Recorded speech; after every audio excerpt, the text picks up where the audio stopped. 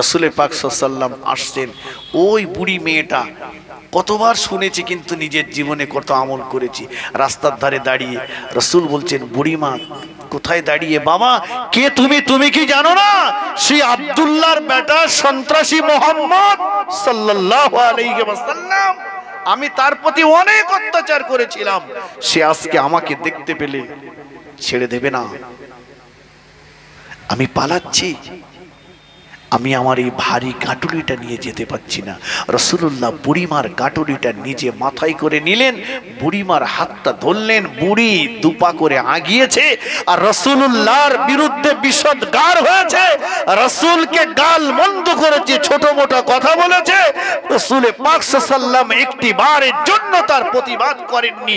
রাসূল বুড়িমাকে তার গন্তব্যস্থলে পৌঁছে দিলেন, দিয়ে বললেন, বুড়িমা এবারে আমি চলে যাচ্ছি।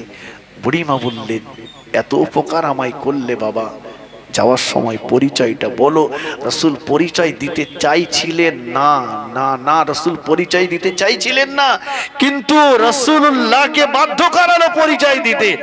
না বাবা, আমি তোমাকে ছাড়বো না পরিচয় না দিলে। রাসূল বলেছিলেন, বুড়িমা এতক্ষণ ধরে যে মুহাম্মদকে আপনি সন্ত্রাসী বললেন, যে মুহাম্মদ সাল্লাল্লাহু আলাইহি ওয়াসাল্লামের সঙ্গে আমাকে মিশতে নিষেধ করলেন, আমি অন্য কেউ নয়, আমি হলাম সেই আব্দুল্লাহর বেটা আমিনার লাল মুহাম্মদুর রাসূলুল্লাহ। জোরে বলুন সুবহানাল্লাহ।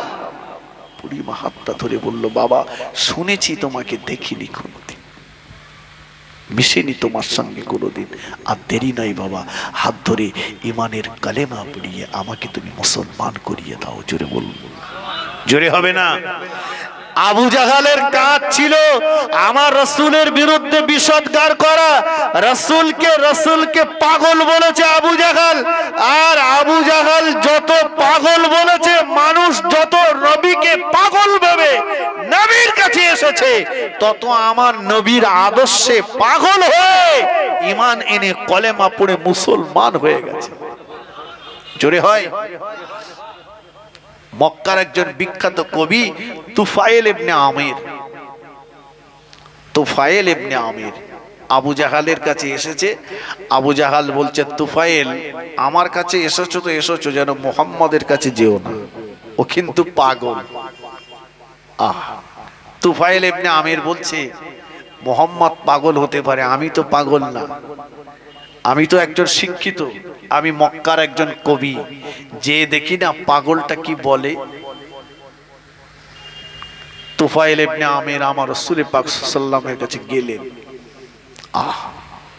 আল্লাহর নবী বললেন, তুফাইল কেমন আছো? ভালো আছি। তুফাইল পড়ে নাও ঈমানের কালেমা লা ইলাহা ইল্লাল্লাহ মুহাম্মাদুর রাসূলুল্লাহ। বলছে, আমি জানি আপনার কাছে আসলেই আপনি কলেমা পড়তে বলবেন, কিন্তু আমি কলেমা পড়তে আসিনি। তাহলে বলে, আমি এসেছি আমার নিজের লেখা কয়েকটা কবিতা আপনাকে শোনাবো। তাই আল্লাহ রাসূল বললেন, তুফাইল কবিতা শোনাবে আমাকে, শোনাও।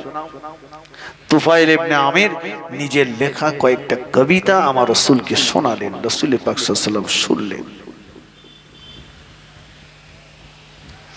আল্লাহ নবী বললেন, তুফাইল ইবনে আমির, এবারে আমি মুহাম্মাদুর রাসূলুল্লাহ সাল্লাল্লাহু আলাইহি ওয়াসাল্লাম, আমি তোমাকে দুটো কবিতা শোনাবো। তুফাইল ইবনে আমির ভাবছে, মুহাম্মদ তো কোনো স্কুল কলেজ ইউনিভার্সিটিতে কোথাও পড়িনি, কি কবিতা শোনাবে আমাকে? আর তাতে আবু জাহাল বলেছে পাগল। শোনার কবিতা আল্লাহ নবী কোরআন শরীফে সূরা ফালাক, সূরা নাস, সূরা ফালাক, সূরা নাস তুফাইল ইবনে আমিরের সামনে তেলাওয়াত করলে রাসূলুল্লাহ থেমে গেলে, চুপ মেরে গেলে, তুফাইল ইবনে আমিরের চোখ দিয়ে টপ টপ করে পানির টুকরা গড়িয়ে যায়। লাইসা হাযা মিন কালামিল বাশার, এটা জগতের কোনো মানুষের লেখা হতে পারে না, পারে না, পারে না। এটা জগতের কোনো মানুষের লেখা নয়। এত সুন্দর যার মানে, এত সুন্দর যার ছন্দের মিল। আর দেরি নয়, আর দেরি নয়। আপনি যে আল্লাহ রাসূল, আপনি যে আল্লাহ নবী, এ বিষয়ে আমার আর কোনো দ্বিমত নাই। এই মুহূর্তে আমার হাতটা ধরে ঈমানের কলেমা পড়িয়ে আপনি আমাকে মুসলমান করিয়ে দেন। আর একটু জোরে বলুন সুবহানাল্লাহ। তুফাইল ইবনে আমির আমার নবীর হাতে হাত দিয়ে ঈমানের কলেমা পড়ে মুসলমান হয়ে গেল। জোরে বলুন। আল্লাহ বলেছেন, ইউরিদুনা লিতফিউ নূরাল্লাহি বিআফওয়াহিহিম, পৃথিবীর এক শ্রেণীর জালেম অত্যাচারীরা চাইবে, পৃথিবীর এক শ্রেণীর হিংসুকের দলেরা চাইবে তাদের গালের বাতাস দিয়ে, তাদের গালের বাতাস দিয়ে সত্যটাকে বিলুপ্ত করার, সত্যটাকে গোপন করার, সত্যটাকে নিচে নামিয়ে দেওয়ার চেষ্টা করবে, ইসলাম ধর্মের বাতিটাকে নিভিয়ে দেওয়ার। কিন্তু আমি আল্লাহ বলছি, ওরা যত ইসলামকে, ন্যায় সত্যকে নিভিয়ে দেওয়ার চেষ্টা করবে, লিইযহিরাহু আলাদ-দীনি কুল্লিহি, আমি আল্লাহ তত বেশি বেশি ন্যায় ও সত্যের বাতিকে আরো বেশি বেশি নিয়ে দেবো। জোরে সোরে বলুন সুবহানাল্লাহ। জোরে হবে না ভাই? হ্যাসাং লাইট দেখেছেন? এই হ্যাসাং লাইট দেখেননি? আগেকার দিনে হ্যাসাং লাইট জ্বালিয়ে হতো। হ্যাসাং লাইটে দু জায়গায় হাওয়া দিতে হয়, একটা হচ্ছে ট্যাঙ্কিতে আর একটা হচ্ছে ম্যান্টনে। ম্যান্টনে, তাই না? আচ্ছা, ম্যান্টন, ম্যান্টন বলে তো, ম্যান্টনে জোরে হাওয়া দিলে আলো বাড়বে না কমবে? হ্যাঁ, ম্যান্টন খসে পড়ে যাবে। জোরে হাওয়া দিলে থাকে, পড়ে যাবে না? ম্যান্টনটা খসে পড়ে যাবে। আচ্ছা, ওই জোরের বাতাসটা যদি ট্যাঙ্কিতে দেওয়া হয়, জোর, ওরা চাইছে ম্যান্টনে হাওয়া দিয়ে ম্যান্টনটাকে খুশিয়ে দেওয়ার, আলোটাকে নিভিয়ে দেওয়ার। আমার আল্লাহ সেই বাতাসগুলো সব ট্যাঙ্কিতে ঢুকিয়ে দিয়ে আলোর জ্যোতিকে বাড়িয়ে দিয়েছে। জোরে সোরে বলুন, আরো জোরে বলুন। ইসলামের জন্মলগ্ন থেকে ছিল, আছে, আজও আছে। আজও মুজাদ্দিদুজ জামান সর্বোপরি বলে যায়, মুজাদ্দিদুজ জামান দাদা পীর হুজুর রহমাতুল্লাহ আলাইহির রেখে যাওয়া মত পথ আল্লাহ পাকের দয়ার জান্নাতে যাওয়ার রসপথ। ঠিক কিনা বলেন? মুজাদ্দিদুজ জামানের পথ, মুজাদ্দিদুজ জামানের সিলসিলা আল্লাহ পাকের দয়ার জান্নাতে যাওয়ার রাজপথ।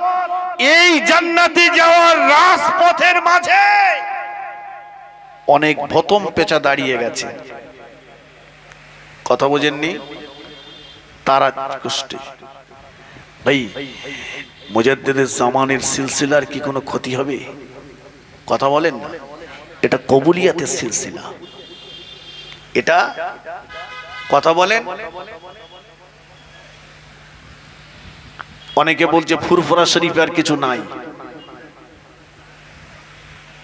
ফুরফুরা শরীফে একটা কথা মনে রাখেন, ফুরফুরা শরীফের জমিনটা পাক জমিন।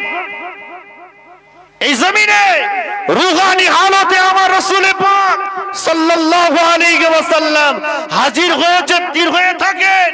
এই জমিনে গাউসুল আজম এসেছেন, এই জমিনে খাজা গরিবে নওয়াজ এসেছেন, এই জমিনে মুজাদ্দিদ আল-ফিসানি রাহমাতুল্লাহ আলাইহি এসেছেন, এই জমিনে আল্লামা রুহুল আমিন গিয়েছেন। এই জমিনে আজও হাক্কানি আল্লাহর ওলিদের আগমন ঘটে। জমিন পাক জমিন, জমিন পাক জমিন। আপনি আমি যদি ফুরফুরায় না যাই, ফুরফুরার কিছু এসে যাবে? কথা বলেন না। সব পীর সাহেব আপনার ভালো লাগবে এটা হতে পারে না। হাতের 5টা আঙ্গুল সমান নয়। ঠিক কিনা বলেন? কোন পীর সাহেব যদি আপনার মনে হয় যে ইনি, আপনার যদি মনে হয়, আপনার জ্ঞানে যদি মনে হয় ইনি ভালো না, আপনি তার কাছে যাবেন না। আমার কথা বুঝেছেন? তার কাছে যাবেন না, তাকে দাওয়াত করবেন না। কেউ কি আপনাকে বলেছে আমাকে দাওয়াত করে নিয়ে যাও? যাবেন না, গেলেন না। তবে ওটাই মাটাই দোকানে বসে বসে তার সমালোচনাটা করবেন না, গীবতটা করবেন না, গালিগালাজটা করবেন না। আমার কথা বোঝা যাচ্ছে ভাই? আমার কথা বোঝা গেছে? ভালো লাগে না, যাব না, কিন্তু গাল দেব না। ভালো লাগে না, যাব না, সমালোচনাটা করব না।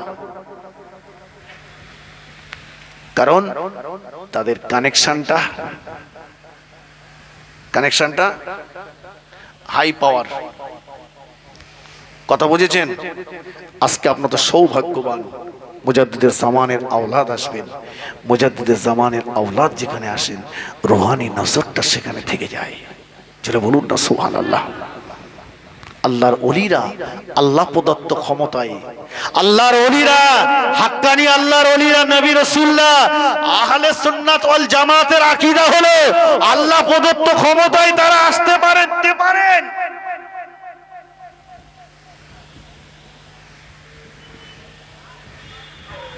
অতএব সাবধান আমার ভাইরা। আমি বক্তব্য ছাড়ব। বাংলার আর এক উজ্জ্বল নক্ষত্র আপনাদের কাছে এসেছেন আলহামদুলিল্লাহ। একের পর এক সব রত্ন সব আপনাদের কাছে আসছে। যে এখন আমার ভাই আলহাজ মৌলানা শাহনওয়াজ সাহেব তিনি আসবেন। এরপরে আমি আগেই বলছিলাম আলহাজ হাফেজ মৌলানা হিজবুল্লাহ আকাঞ্জি সাহেব তিনি আসবেন।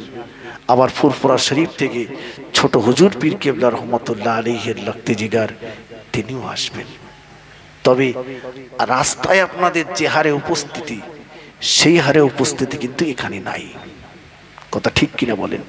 রাস্তায় তো গাড়ি পাস করা যায় না, এত ভিড়, এত ভিড়।